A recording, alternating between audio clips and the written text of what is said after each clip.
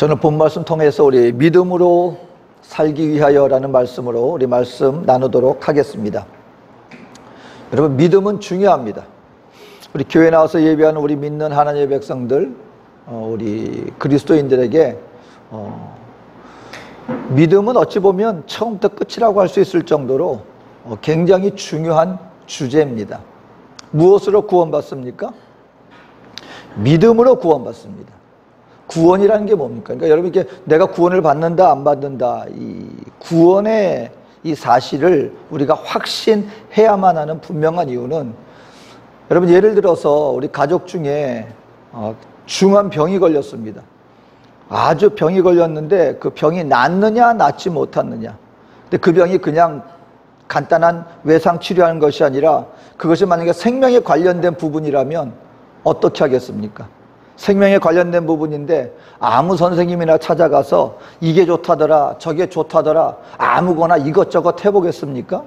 그것이 생명에 달린 문제라고 한다면, 여러분, 저도 우리 가족 중에 저희 막내 동생이 생명이 왔다 갔다 했었던 그 순간을 걔는 우리 가족들 중에 몇 번을 넘겼습니다. 희한해요. 우리 가족 중에 그렇게 큰일을 겪은 형제 자매들이 많지 않은데 막내 동생만큼은 어려서부터 희한하게 사건 사고들이 많았어요. 그러다 보니 참 마음이 많이 갔던 것도 사실입니다. 걔가 죽을 고비를 몇 번을 넘긴 게 3번이 있었습니다. 그것도 그 성인이 되기 전에 아주 갓난아기 때는 어떻게 하다가 애가 어린아이인데 손에 동전을 가지고 놀다가 이게 입으로 들어갔어요. 그 어떡합니까? 목구멍을 막아버린 거예요. 저희 아버님이 참 눈치가 빨랐던 것 같아요. 애가 캑캑거리니까 뭔가 얘가 안 좋다, 이게 위급하다, 이걸 감지하시고 회사 출근하려고 준비하고 계시다가 그냥 거의 잠옷바람으로 아이를 안고 애를 어린 아이니까 발을 잡고 배를 누르고 거꾸로 해서 뭔가 눈치를 채신 거예요. 달려가셨는데 이때 병원 도착하기 전에 배를 누르니까 이 공기가 팍 하면서 그 말씀하시는데 땡그랑 하고 소리가 나더래요. 그러면서 동전이 튀어나왔습니다. 애가 그래서 살았어요. 자칫 잘못하면 정말 큰일 날 뻔했습니다. 두 번째 아이가 큰일 날 뻔했던 게 뇌막염이, 이게 볼거리라고 있잖아요. 여기 이게 볼거리, 열이 이렇게 퉁퉁 붙는 거.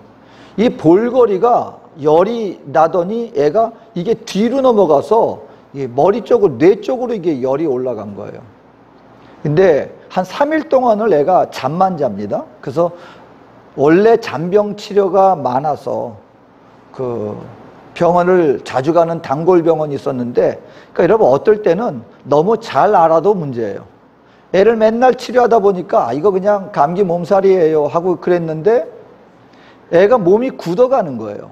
그러니까 그 병원에서 동네 병원이었는데 그 단골 의사 선생님이었는데 이분이 겁이 나니까 우리 병원에서 못 받겠습니다 이러는 거예요. 그때는 통금 시간이 있었습니다. 12시에서 새벽 4시까지인가 못 다녀요. 근데 애가 저녁 사이에 거의 반 시체가 되다시피 보통 상황이 아니에요. 그러다 보니까 새벽 통금 해제되자마자 택시를 타고 순천향 병원으로 갔습니다. 갔더니 수속을 해야 된다고, 애가 지금 막 뻗어가고 있는데, 굳어가고 있는데 수속해야 된다고 기다리라 그러더래요. 근데 그때 마침 한 선생님이 오셔서 어머님이 울고 계시니까 왜 그러십니까? 그래서 우리 아이가 이렇게 됐는데 지금 수속하고 지금 지체되고 있어서 그렇다니까 그분이 잠깐 살펴보더니 이분이 그 과장급 되는 분이었대요. 그 간호사한테 알아서 처리하고 당장 수술 준비하라고 얘기하니까 일사천리로 돼가지고 알고 보니까 이게 뇌막염이 돼가지고요. 뒤쪽 골수로 가가지고, 근데 정말 감사하게 그분이 마침 그 분야의 선생님이셨어요. 급하게 수술 처리하고 그리고 치료를 받아서 애가 죽다가 살아났습니다. 여러분, 그러니까 생명이 달린 문제가 될 때는요, 어느 하나 가볍게 취급할 수가 없었습니다.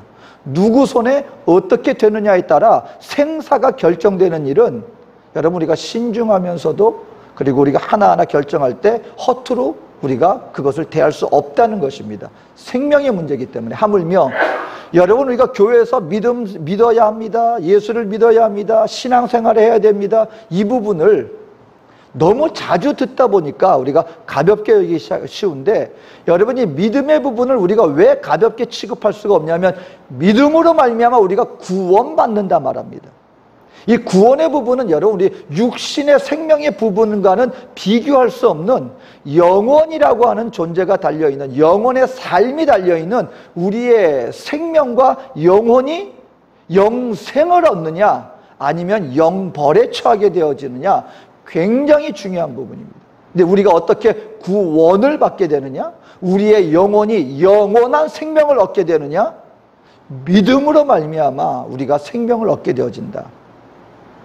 근데 믿고 구원받은 우리가 이 땅을 살아나가면서 또 무엇으로 살아가야 되느냐? 성경은 또 말하는 거예요. 믿고 구원받은 우리 믿음의 백성들은 믿음으로 살아가야 된다. 믿음으로. 저와 여러분들은요, 우리가 정말 중요하고 우리가 잘 관찰하고 우리가 잘 다듬어야 될 많은 여러 가지가 있겠지만, 어떻게 보면 가장 중요하게 우리가 생활 속에서 관심을 갖고 우리가 관찰하면서 우리가 이루어 나가야 되는 것이 무엇이냐면, 나의 믿음 생활의 부분을 정말 우리는 관심을 갖고 비중 있게 다뤄야 합니다. 왜냐하면 무엇이 달린 문제니까? 남의 생명의 부분도 중요하겠지만 내 영혼의 생명의 부분이 이 믿음에 따라 좌우된다라고 하는 것을 우리들에게 말씀하고 있기 때문에 그렇습니다. 여러분, 근데 믿음이라는 것이 무엇입니까? 눈에 보이는 것이라면 내가 스스로 판단할 수가 있어요. 근데 믿음이라는 것 자체가 보이지 않는 것을 받아들이는, 내 손에 잡히지 않고 내 눈에 보이지 않는 것을 있는 것처럼 여기며 나가는 것이 바로 믿음 생활이기 때문에 이것이 쉽지 않다는 것입니다. 오늘 도마도 보세요. 예수님이 부활하셨어요. 예수님이 부활하셨는데 도마는 그 자리에 있지 않았는데 다들 그럽니다. 야, 예수님 부활하셨어. 그랬더니 도마가 그러는 거예요. 말도 안 되는 소리 하지 말아라. 예수님 십자가에 못 박혔는데, 이미 장사되어서 무덤에 계신 지가 벌써 사흘이 지났는데, 이미 지난 일이야. 어떻게 그 예수님이 부활하셨단 말이냐? 내가 그 창자국의 옆구리에 손대지 않고 그 예수님의 못자국에 손대지 않고서는 내가 믿지 못하겠어. 믿음의 부분에 있어서 도마가 나는 못 믿겠다고 얘기를 하고 있는 것입니다. 근데 예수님이 부활하셔서 또다시 도마에게 보이십니다. 그리고 자신의 창자국과 못자국을 보이시면서 너 만지지 않고 못자국에 손대지 않으면 못 믿겠다고, 와서 만지고 살펴보아라. 그리고 믿는 자가 되어라. 믿지 않는 자가 되지 말고 믿는 자가 되어라 라고 당부하셨습니다. 오늘 저와 여러분들도 마찬가지입니다. 여러분, 저와 여러분들은 과연 예수님께서 하나님이시며 예수님께서 나의 죄를 위하여 죽으시고 부활하신, 그리고 주 예수를 믿는 자에게 우리에게 영생을 주시는 그 구원이 임한다는 이 사실을 과연 나는 믿음으로 받아들이고 있는가 없는가 살펴보아야 한다라고 하는 사실인 것입니다. 그리고 이 믿음은요, 여러분, 이게 날마다 우리가 키워나가야 합니다. 날마다 키워나가야 합니다. 자라나가야 한다는 것입니다. 오늘 그래서 우리가 어떻게 이와 같은 믿는 자로서 살아갈 수 있겠는가, 두 가지를 먼저 말씀드립니다. 먼저 우리 마음속에 있는 잘못된 의심을 우리는 제거해야 합니다. 없애야 합니다. 여러분, 의심이 생기는 것은요, 내가 믿음이 없다는 걸 의미하지 않습니다. 믿는 사람들끼리도 그 어떤 이유로 말미암아 그 믿음에 금이 갈 수 있는 거예요. 그러니까 나에게 의심이 있다는 것 자체가 나에게 믿음이 없다는 걸 얘기하는 게 아니라 뭔가 믿음이 있기 때문에 의심이 되어지는 것이다. 이걸 우리가 알아야 된다는 것이죠. 그러면 우리는 어떻게 됩니까? 우리의 삶 속에서 우리에게 다가와지는 우리의 믿음을 흔드는 그 어떤 것들이 있어요. 이와 같은 것들을 우리는 제거해야 된다라고 하는 사실인 것입니다. 여러분, 우리가 생활 속에서 나타나는 믿음에 대해서 잘못된 두 가지 모습이 있다고 합니다. 하나는 뭐냐면 믿지 말아야 될 것을 믿는 경우가 있다는 거예요. 믿지 말아야 될 것을 믿는 경우. 또 두 번째 잘못은 무엇입니까? 믿어야 될 것을 믿지 못하는 것. 그래서 오늘 경우에도 여러분 얼마나 놀라운 믿음을 증거하는 사람들이 있는지 모릅니다. 근데 잘못된 믿음을 가지고 행동하는 사람들이 여전히 있어요. 테러리스트를 가만 보면은요, 소위 말하는 우리 탈레반이라든가 극단주의자들을, 그들은 믿음이 있기 때문에 그렇게 하는 거예요. 그들 나름대로의 믿음이 있는 것입니다. 이렇게 하는 것이 본인들의 어떤 믿는 그 어떤 신 앞에서 이렇게 해야만 한다는 잘못된 믿음을 가지고 극단적으로 행동하기 때문에 이런 모습이 나타나는 거예요. 그들이 뭘로 행동하는 겁니까? 믿음으로 그들 나름대로 행동하는 거예요. 근데 어떤 믿음이에요? 잘못된 믿음을 가지고 행동하기 때문에 그런 잘못된 모습이 나타나는 것이다라는 것입니다. 그래서 고린도후서 사도 바울은 13장 5절에 이렇게 말합니다. 너희는 믿음 안에 있는가? 너희 자신을 시험하고 너희 자신을 확증하라. 예수 그리스도께서 너희 안에 계신 줄을 너희가 스스로 알지 못하느냐? 그렇지 않으면 너희는 버림받은 자니라. 사도 바울이 말하는 거예요. 우리 자신의 믿음을 살펴보는 것 자체가 잘못된 게 아니다. 많은 경우에 내가 지금 믿는 것, 내가 지금 성경 안에서 이것이 진리인가? 그것에서 의문을 감고 관찰하는 것 자체가 잘못된 거라고 생각했던 적이 있습니다. 그래서 뭔가 질문하면 성경이라든가 하나님이라든가 예수님에 대해서 질문하면 뭐 그런 걸 가지고 그렇게 의심하고 그러느냐고, 믿으면 되는 것이지, 무조건적으로 믿음을 강조하는 적도 있었습니다. 근데 그것이 아니죠. 나의 믿음이 그러한가? 이것이 진실인가? 여러분, 믿고자 하는 올바른 마음을 가지고 우리 스스로를 관찰하는 것 자체가 잘못된 게 아니라 사도 바울은 말하는 겁니다. 너희 자신을 시험하고 너희 자신을 확증해 보아라. 오히려 그것을 권하고 있다는 것입니다. 그렇다면 우리 자신 스스로에서 살펴볼 때 우리가 조심해야 될 것 두 가지가 있습니다. 어떨 때 이와 같은 의심이 우리에게 다가오는가? 첫 번째는 무엇이냐면 우리에게 부정적인 유혹으로 다가오는 시험이라는 것이 있다는 것을 우리는 알아야 합니다. 여러분, 우리가 사는 이 세계는요, 영적 전투의 세계예요. 그러니까 하나님과 우리 믿는 성도들만 존재하는 게 아니고 하나님과 우리가 이 세상 속에서 이 물질적인 세상만 존재하는 게 아니고 이 세상 속에서 역사하는 원수 마귀의 존재가, 악한 영의 존재가 역사한다는 사실을 우리는 염두에 두고 신앙생활에 나가야 됩니다. 그러니까 악한 원수 마귀가 역사하는 방법 중 가장 강력하게 역사하는 방법 중에 하나가 뭐냐면 잘못된 생각을 우리에게 던져주는 게 악한 원수 마귀의 역사의 부분 중에 하나예요. 근데 그 생각이 누구인 생각인 것처럼 여겨지느냐? 나에게서 비롯된 생각인 것처럼 나타나지는데 알고 보면 원수 마귀가 우리에게 던져주는 생각이 분명히 존재한다. 우리 마음과 생각을 우리가 감찰해야 돼요. 관리해야 된다는 것입니다. 그래서 여러분, 아담과 하와 있을 때는요, 이 하나님에 대한 믿음이라는 게 필요하지 않았어요. 왜냐하면 하나님과 계시니까, 교제를 하니까. 그때는 죄가 없었습니다. 하나님과의 온전한 피조물 속에서 완전한 교제 속에 있었어요. 그런데 이와 같은 아담과 하와가 하나님이라는 존재에 대해서 의심하게 되었습니다. 무엇입니까? 원수마귀가 다가온 거예요. 근데 다가왔는데 어떻게 했습니까? 여러분, 시험에는 두 가지 종류가 있어요.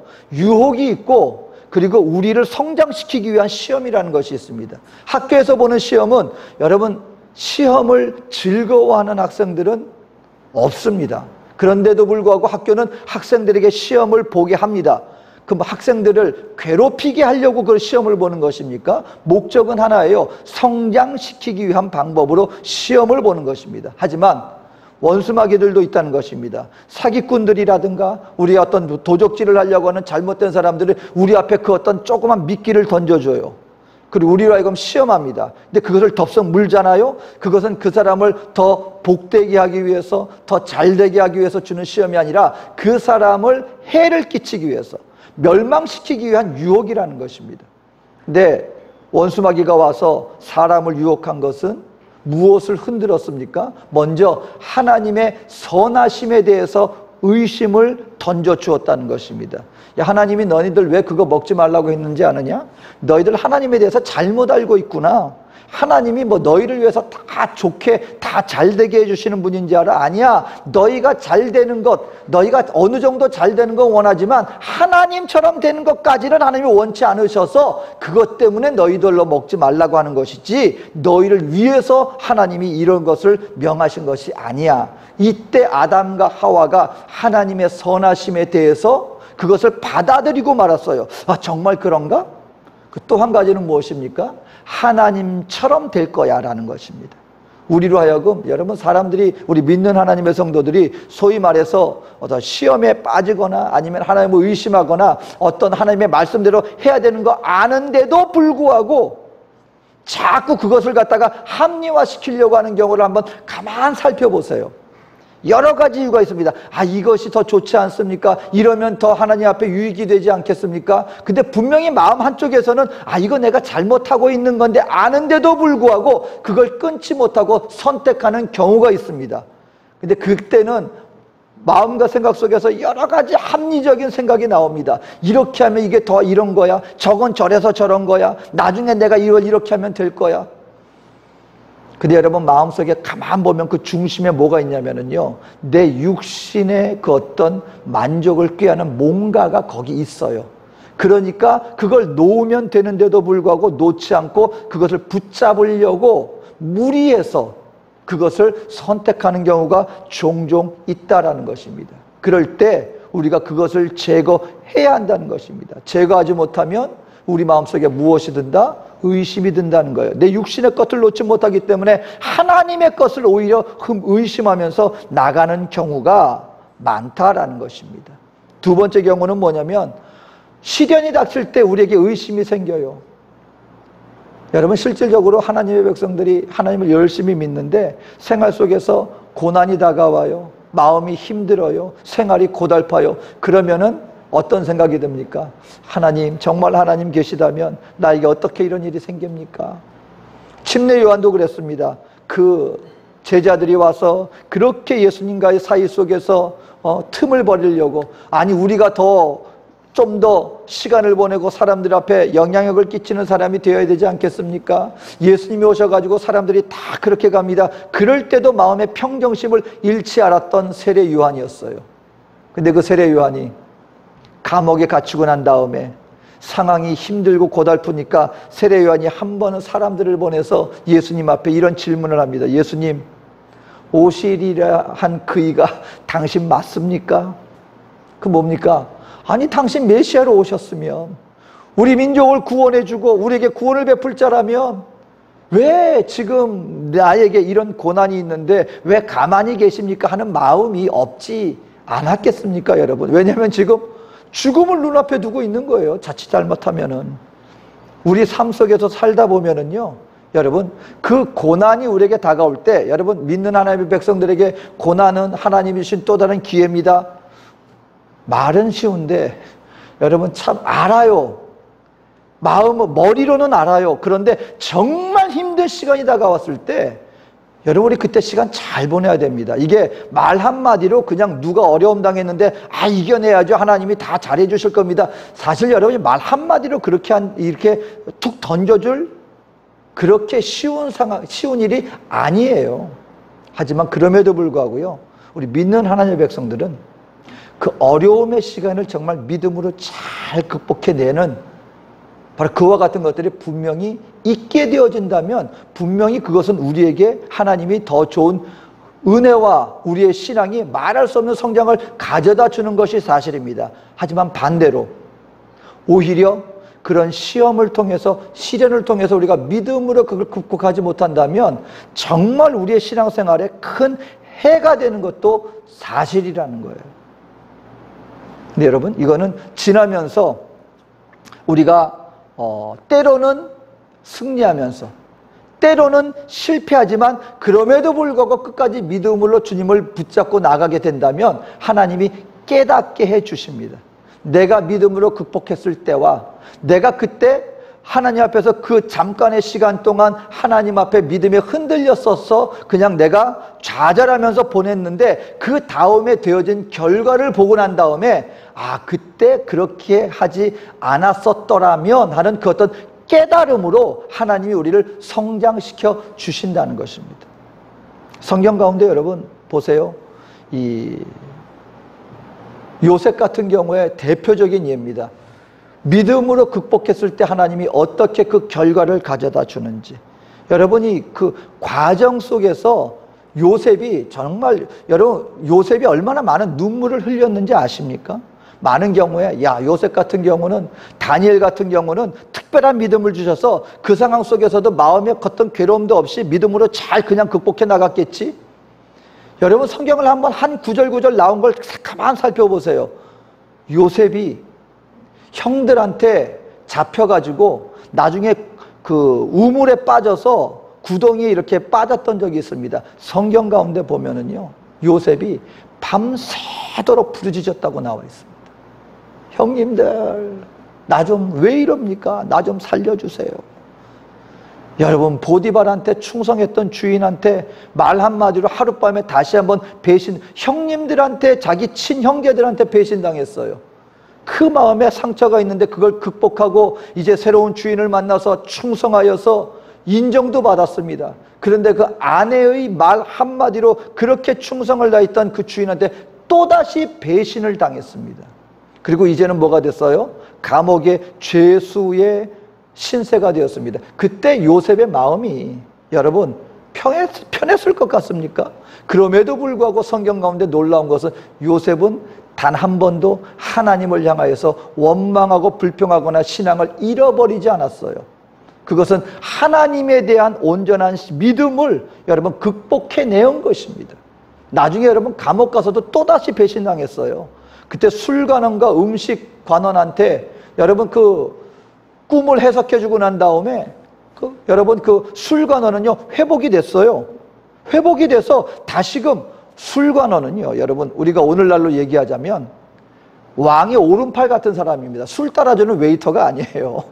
술 따라주는 웨이터가 아니라 그때 당시 왕들한테는 적들이 많았기 때문에 가장 조심해야 되는 게 뭐예요? 음식입니다. 그러면 그 음식 나누는 일을 맡았다는 것은 뭐냐면 왕이 가장 신뢰할 만한 사람을 앉힌 거예요.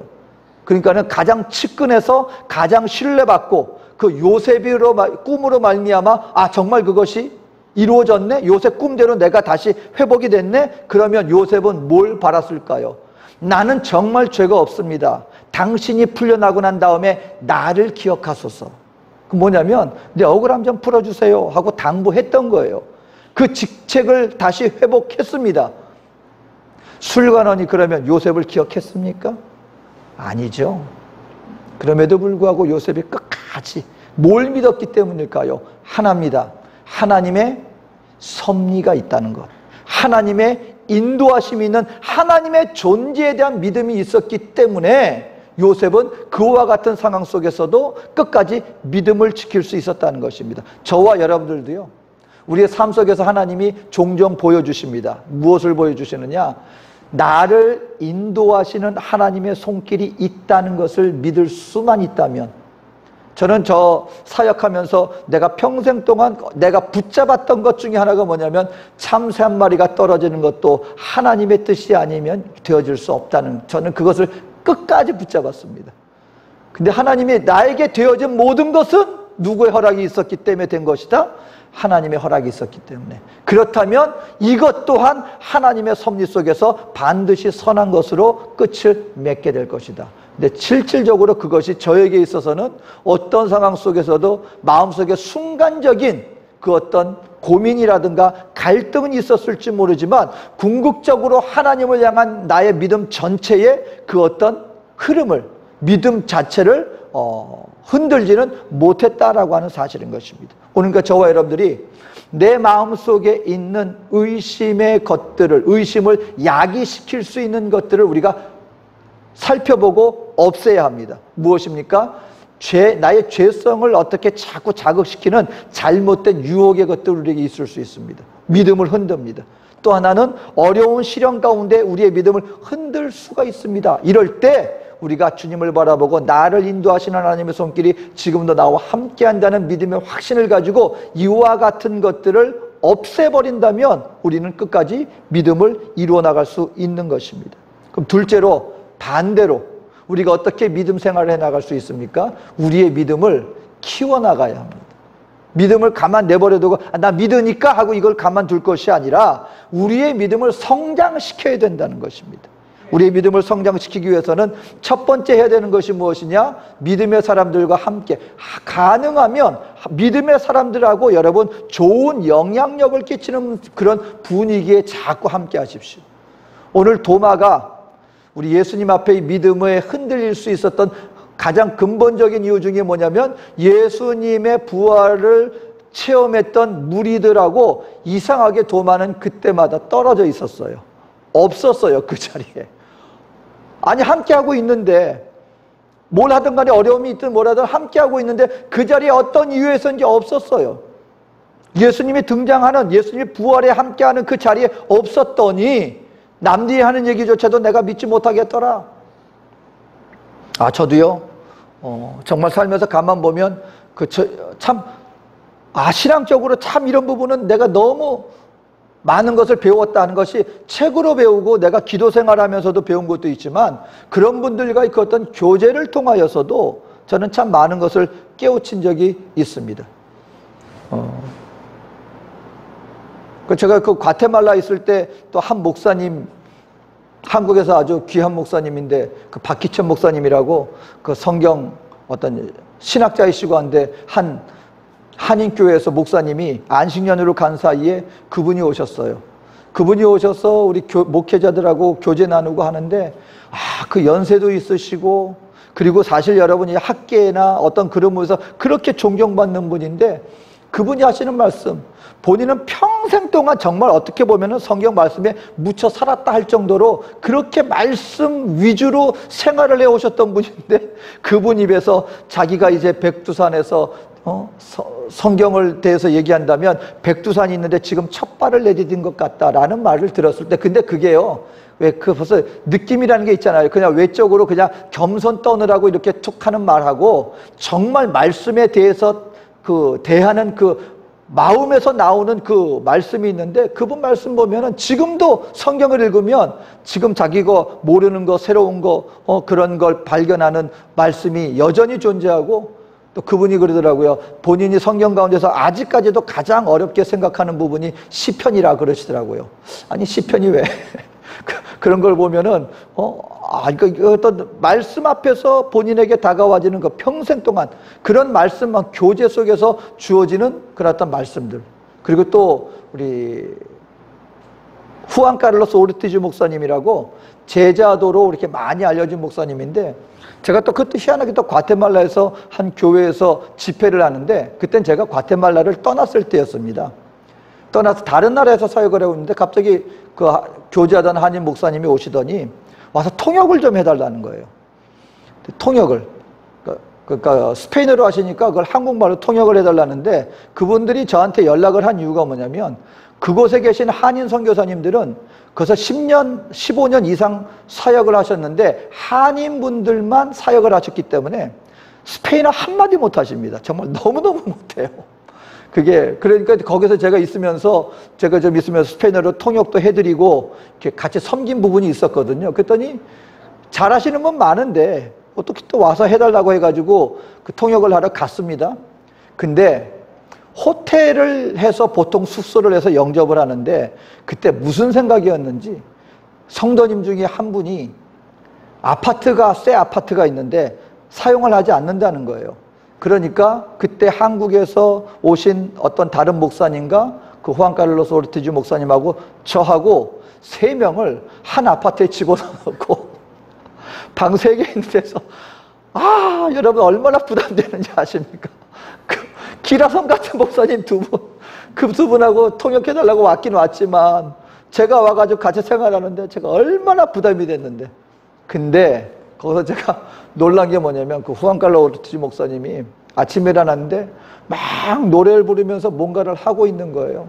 하고 있는데 보니까 본인이 아침에 커피 타면서 또 앞에 그 신발이 있는데 우리 3명의 신발 구두를 다 닦고 계시는 거예요, 본인이. 그 기라성 같은 목사님이 아침 준비하고 커피 타고 그 하면서 그 콧노래 부르면서 근데 대하는데요. 정말 친구처럼 대해주세요.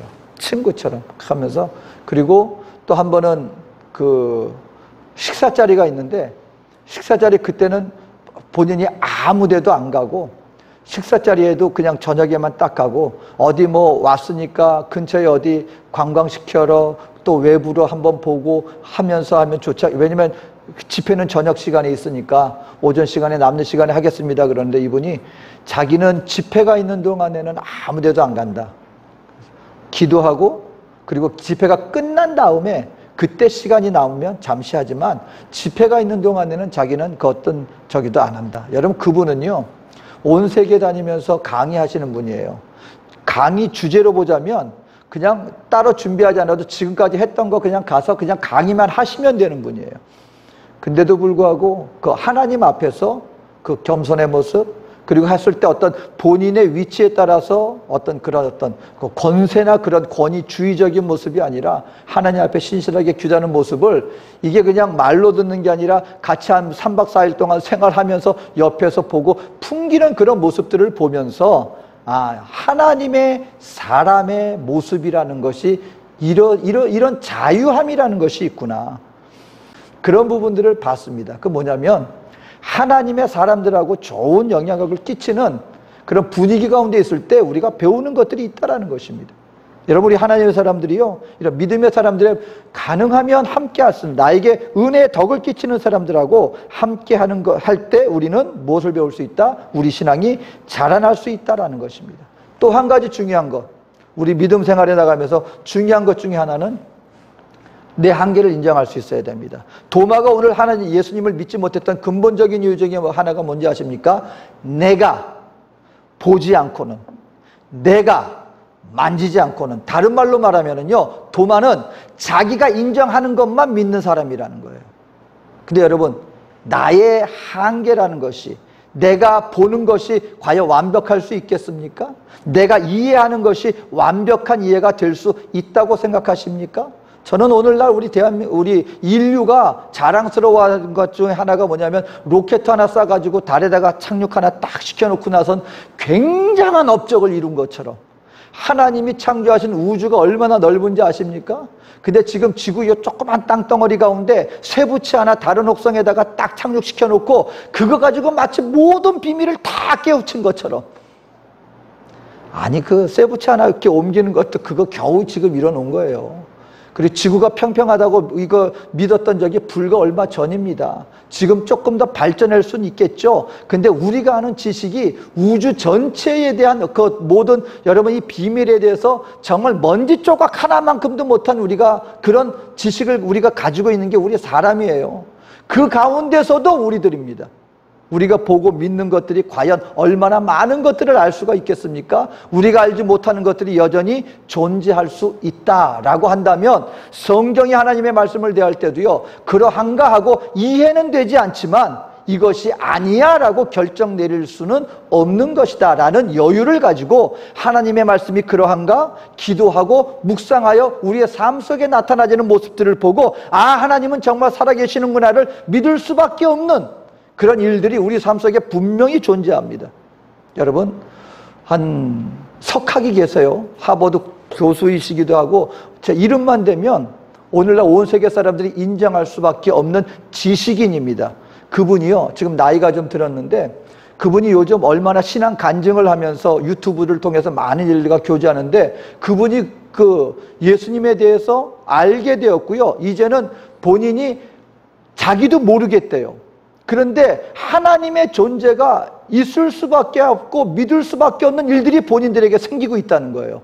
그러면서 그 주님에 대해서 신앙에 대해서 얘기할 때 그 예리하게 아주 명철하게 비판을 했던 그분이 눈물을 흘리면서 주님 앞에 심령으로 낮아진 모습으로 신앙 고백하는 모습을 봅니다. 여러분 마음을 다해서 우리의 삶을 가만 관찰해 보면은요, 나와 함께하는 하나님의 존재가 있을 수밖에 없다는 것을 발견할 수밖에 없습니다.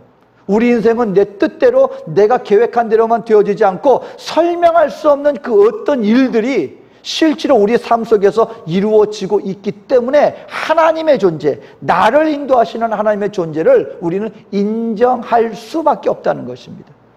오늘 저와 여러분들이요, 이와 같이 믿음을 가지고 하나님 앞에서 나와 함께 신앙에 함께하는 분들과 함께하고 나의 삶을 다스리시는 그 하나님 앞에 우리가 겸손히 무릎을 꿇고 나갈 수 있다면 우리의 신앙은 날마다 자라나갈 수 있다. 다시 한번 말씀드립니다. 여러분, 믿음이라는 것은 결국 하나님과 나와의 관계를 이야기하는 것입니다.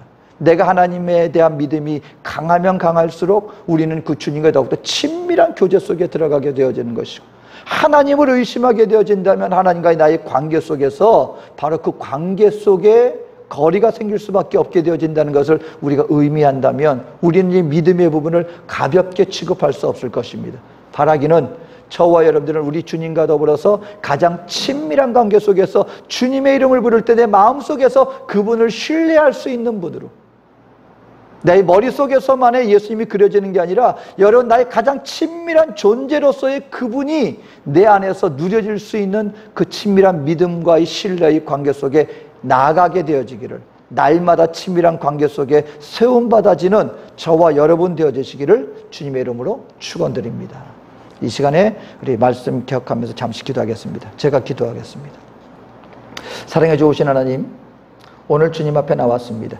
믿음으로 구원받은 우리들 믿음으로 살아가라고 말씀하십니다.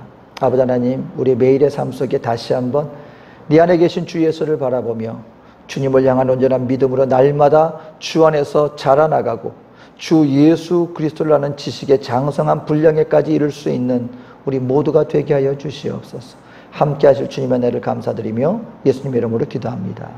아멘.